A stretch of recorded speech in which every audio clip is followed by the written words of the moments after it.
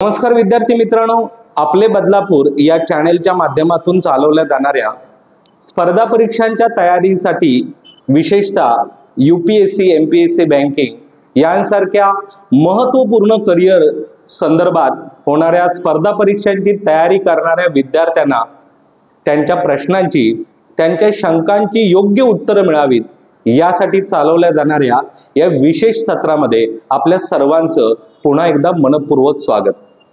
मी महेश सावंत, संस्थापक संचालक ध्रुव अकॅडमी, आपल्या विविध शंकांची, विविध प्रश्नांची या माध्यमातून योग्य उत्तर देण्याचा प्रयत्न करणार आहे।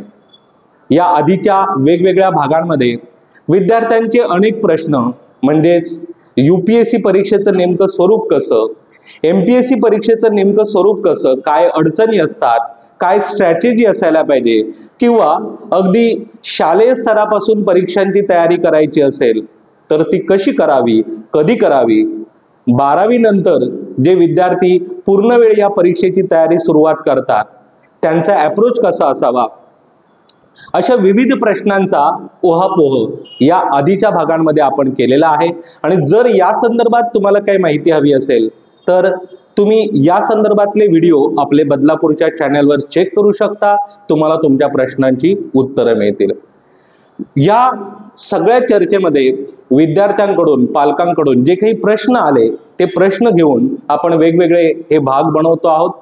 आणि मागच्या काही आठवड्यामध्ये आणखीन एक प्रश्न पुन्हा पुन्हा समोर येत होता, तो म्हणजे स्पर्धा परीक्षांसाठी वृत्तपत्र वाचणं आवश्यक आहे का। मुळात हा प्रश्न निर्माण होण्याचं कारण असं आहे की बरेच सिनियर विद्यार्थी, सिनियर म्हणजे असे विद्यार्थी की ज्यांनी या आधी 3-4 वर्ष अभ्यास केलेला आहे आणि अजूनही ज्यांचं प्रिपरेशन चालू आहे, किंवा असे काही विद्यार्थी जे यशस्वी झालेले आहेत, त्यांच्याकडून बऱ्याच वेळा असं सांगणं येतं किंवा असं मार्गदर्शन नवीन विद्यार्थ्यांना मिळतं, वृत्तपत्र वाचण्यामध्ये वेळ घालवू नका, त्याऐवजी फक्त मॅगझिन्स वाचलात तर तुम्हाला परीक्षाभिमुख म्हणजे परीक्षेला जसे प्रश्न विचारतात तशा पद्धतीची माहिती सहज मिळते। मग तुम्ही वृत्तपत्र वाचण्यात वेळ का वाया घालवता। मुळात माझं वैयक्तिक मत आहे, किंवा इतरही अनेक या संदर्भातले जे मार्गदर्शक आहेत त्या कोणत्याही मार्गदर्शकाला जर तुम्ही विचारलात तर तो प्रत्येक जण तुम्हाला सांगताना आढळेल की स्पर्धा परीक्षांसाठी वृत्तपत्रांचं वाचन होणं हे एक महत्त्वाचं लक्षण आहे किंवा महत्त्वाचा क्रायटेरिया आहे। कारण जेव्हा आपण फक्त मासिकांवर किंवा दर महिन्याच्या शेवटी किंवा 3 महिन्यानंतर प्रकाशित होणारी जी चालू घडामोडींची पुस्तकं असतात त्यांच्या माध्यमातून चालू घडामोडींचा म्हणजे करंट अवेअरनेसचा अभ्यास करायचा प्रयत्न केला तर बऱ्याच वेळा नवीन विद्यार्थ्यांसाठी हा मार्ग सोपा ठरण्याच्या ऐवजी अडचणीचा ठरू शकेल। कारण यात येणाऱ्या बऱ्याच गोष्टींचा आपल्याला कोणताही संदर्भच नाहीये, आणि असं जर असेल तर बऱ्याचशा गोष्टी ज्या आपण या मॅगझिन्स मध्ये वाचतो त्या लक्षात ठेवणं, किंवा बऱ्याच वेळा तर असं होतं की त्यांचा अर्थच लक्षात येत नाही, मग हे कायमस्वरूपी आपल्या मेमरीमध्ये कसं काय राहील। जर या अडचणीतून तुम्हाला बाहेर पडायचं असेल आणि खरंच तुम्हाला प्रॉपर परीक्षा पास व्हायचंच आहे, याच उद्देशाने तुमच्या प्रिपरेशनची सुरुवात करायची असेल तर माझं सजेशन असंच राहील की तुम्हाला सुरुवातीला वेळ लागला तरी चालेल, तरीही वृत्तपत्रांचं वाचन ही गोष्ट एसेन्शियल किंवा अत्यावश्यक आहे। त्याचा कंटाळा करून चालणार नाही, किंवा त्याच्यात वेळ खूप जातो म्हणून ती गोष्ट अवॉइडही करून चालणार नाही।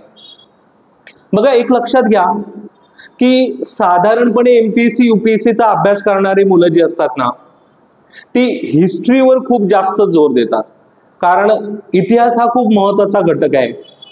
इतिहास, भूगोल, राज्यघटना या विषयांचा खूप जास्त अभ्यास करतात।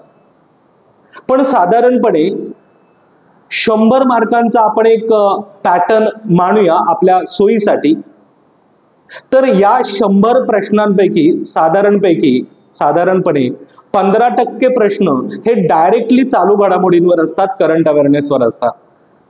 पण बाकीच्या विषयांमधले सुद्धा, म्हणजे इतिहासातले काही प्रश्न किंवा भूगोलातले काही प्रश्न, अर्थव्यवस्थेतले काही प्रश्न किंवा आपल्या राजकीय व्यवस्थेच्या संदर्भात, राज्यघटनेच्या संदर्भातले काही प्रश्न, हे सुद्धा चालू घडामोडी म्हणजे काहीतरी करंट रेफरन्स असतो त्याला, आणि त्या भागातनं ते प्रश्न विचारले जातात. आणि यामुळे आपण जर दरवर्षीच्या कोणतीही परीक्षा असू दे, तुम्ही युपीएससीच्या परीक्षेचा विचार करू शकता, तुम्ही एमपीएससीच्या परीक्षांचा विचार करू शकता, किंवा कंबाईन किंवा अगदी ग्रुप सीच्या परीक्षांचा जरी विचार केलात, तरी डायरेक्टली कदाचित जरी करंट अवेअरनेस मधून 15 प्रश्न येत असतील, तरी एकूण करंट अवेअरनेसचा जो प्रभाव आहे आपल्या जनरल स्टडीजच्या पेपरवर, तो साधारण 25 ते 30 मार्क्स किंवा काही वेळा त्याहीपेक्षा जास्त असू शकतो. आणि युपीएससीच्या परीक्षेसाठी तर तो अधिक जास्त महत्वाचा ठरतो. आणि त्यामुळे आपण एवढ्या महत्वाच्या भागामध्ये जो आपला डिसाइडिंग फॅक्टर ठरू शकतो, त्या फॅक्टरसाठी आपण मंथली मॅगझिन किंवा 3 महिन्यांमधून प्रकाशित होणारी जी मासिकं असतात त्यांच्यावर रिलाय नाही राहू शकत. आपली जर ग्रास्पिंग खूप छान बनवायची असेल किंवा आपल्याला मेमरायझेशन टेक्निक जर आणखीन इम्प्रूव्ह करायची असतील, आपल्याला लक्षात ठेवण्याची आपली क्षमता जर आणखीन वाढवायची असेल, तर वृत्तपत्रांमध्ये जर आपण नियमित वेगवेगळ्या गोष्टींबद्दल, कारण वृत्तपत्रांमध्ये आपल्या देशातल्या राजकारणाबद्दल काही घटना दुरुस्ती झाल्या किंवा न्यायालयाचे काही निकाल असतील किंवा पर्यावरणाच्या संदर्भात काही प्रश्न असतील किंवा आंतरराष्ट्रीय काही घडामोडी असतात, याच्यावर सारखं लिहून येत असतं. आणि बऱ्याच वेळा त्याच्यामध्ये डिस्क्रिप्टिव्ह एडिटोरियल्स असतात, म्हणजे संपादकीय लिहिलेलं असतील, काही महत्वाचे लेख असतील.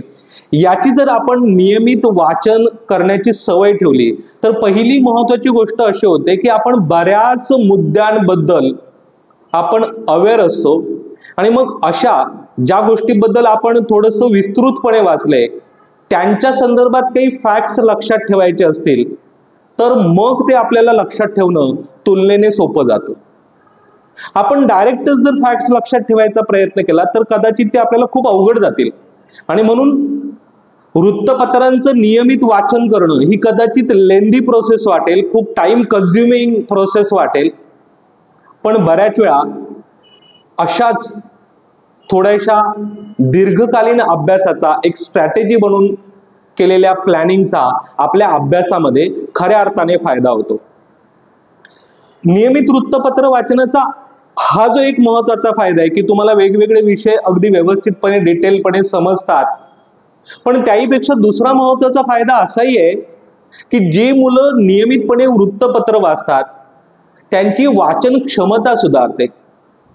वाचताना अधिक सहजपणे गोष्टी लक्षात ठेवणं किंवा योग्य मतितार्थ समजून घेण्याची क्षमता वाढते. आणि याचा फायदा त्यांना त्यांच्या बाकीच्या विषयांमध्ये मिळतोच, म्हणजे हिस्ट्री अधिक चांगलं समजतं, जॉग्राफी अधिक चांगलं समजतं, कारण आपली वाचन कला सुधारलेली आहे. आणि तिसरी महत्वाची गोष्ट म्हणजे प्रत्यक्षात एक्झामच्या दिवशी जेव्हा वेगाने आपल्याला आपला क्वेश्चन पेपर वाचून संपवायचा असतो, पटापट आपल्या प्रश्नांचं योग्य अर्थ आपल्याला कळायला पाहिजे, ही जी गोष्ट असते ना, ही तुमच्या नियमित वाचनाने सुधारते. जी मुलं वृत्तपत्र वाचायला कंटाळा करतात ना, त्यांना एक्झामच्या दिवशी अशा बऱ्याच मुलांची कंप्लेंट असते की सर आमचा पेपर वाचूनच कंप्लीट झाला नाही किंवा 100 प्रश्न आमचे सोडवूनच झाले नाहीत. का सोडवून झाले नाहीत? तर याचं कारण असतं की सर क्वेश्चन इंटरप्रिट करायला किंवा शब्दांचा योग्य अर्थ लावायला आम्हाला खूप अवघड जात होतं. याची सवय ना फक्त प्रश्नपत्रिका नाही सोडवून होत नाही, तर याची सवय तुमची वाचन कला सुधारण्यानेच होणार आहे. आणि त्यासाठी सुद्धा तुम्हाला वृत्तपत्रांचं वाचन खूप महत्वाचं ठरणार आहे. तुमच्या क्षमता वाढवायच्या आहेत हे पहिलं लक्षात घ्या. फक्त परीक्षा पास होणं एवढंच टार्गेट ठेवू नका, तर त्या परीक्षा पास होण्यासाठी मला माझ्या स्किल्स मध्ये इम्प्रूव्हमेंट करायची आहे, ही सुद्धा गोष्ट लक्षात घ्या. वृत्तपत्र वाचनाचा आणखीन महत्वाचा फायदा युपीएससी परीक्षा आणि एमपीएससी राज्य सेवा परीक्षा यांची जी मेन एक्झाम आहे, मुख्य परीक्षा आहे, जी डिस्क्रिप्टिव्ह स्वरूपाची आहे, एकूण 2350 मार्कांची परीक्षा आहे आणि त्यातही 1750 मार्क्स 1750 मार्क्स जे खूप महत्वाचे आहेत, जे आपल्या रिझल्टसाठी महत्वाचे ठरतात, त्याची जर उत्तम उत्तरं लिहायची असतील तर त्याची सगळी तयारी आपल्याला न्यूजपेपरच्या माध्यमातूनच करायला लागते. UPSC सारखी दी हिंदू नावाचा जो न्यूजपेपर आहे, या दी हिंदू मधून आपल्याला बरेचसे प्रश्न दरवर्षीच्या UPSCच्या मेन एक्झामला आलेले दिसतात. आता काही सिनियर विद्यार्थी तुम्हाला असंही सांगतील की दी हिंदू वाचायची गरज नाही, कारण खूप लेंदी आहे, खूप डिफिकल्ट वाटतो आणि मग एवढं वाचन करण्यात वेळ कुठे घालवणार. पण जर याचं वेटेज आपल्या परीक्षेमध्ये खूप जास्त असेल तर हा वेळ त्या पेपराला द्यायलाच पाहिजे. मराठीमधून कोणते पेपर वाचावेत, तर मराठीमध्ये लोकसत्ता सारखा पेपर आहे किंवा लोकमत सारखा पेपर आहे किंवा जे कोणते महत्वाचे पेपर आहेत यांच्यापैकी कोणताही पेपर निवडा. मराठी पेपरांचा एक प्रॉब्लेम, एक अडचण आहे की बऱ्याच वेळा स्थानिक राजकारणावर बऱ्यापैकी फोकस असलेला दिसतो. पण जर आपण एडिटोरियल पेज, संपादकीय पान आणि त्याच्या समोर असलेलं ऑपेड पेज म्हणजे महत्वाचे लेख असलेलं पान जर नियमितपणे वाचायचा प्रयत्न केला तर हळूहळू आपोआपच आपली समज, आपली वाचन क्षमता वाढते. आणि मला वाटतं की आणखीन एक महत्वाची गोष्ट आपण करायला पाहिजे ते म्हणजे आपल्या न्यूजपेपरच्या बरोबरीने विशेषतः महाराष्ट्रात मराठी वृत्तपत्र जी आहेत, या मराठी वृत्तपत्रांमध्ये दर शनिवारी आणि रविवारी येणाऱ्या ज्या पुरवण्या आहेत, या पुरवण्यांचं वाचन करायची जर तुमची सवय ठेवलात तर तुमच्या वाचनामध्ये किंवा समजदारीमध्ये सामाजिक प्रश्न, आर्थिक प्रश्न, देशभरात जगभरात जे काही प्रश्न चाललेले आहेत यांचं अधिक चांगलं आकलन होण्यासाठी तुम्हाला खूप मदत होईल. आणि जे विद्यार्थी UPSC आणि MPSC ची तयारी करतात, MPSC राज्यसेवेची तयारी करतायत, ज्यांना डिस्क्रिप्टिव्ह आन्सर्स मेन एक्झाम साठी लिहायची आहे, त्यांनी तुमचा एक्झामचा सिलेबस बघा. या सिलेबस मध्ये बरेचसे असे टॉपिक आहेत. फॉर एक्झाम्पल सोशल इश्यूज आहेत, इंटरनॅशनल रिलेशन्स आहेत, त्याच्यानंतर डिझास्टर मॅनेजमेंट सारखा टॉपिक आहे.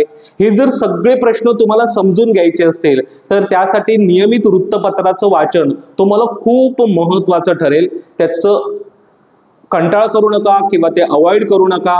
याचे नोट्स बनवायची सवय जर तुम्ही केली तर तेही तुम्हाला खूप फायदेशीर ठरेल.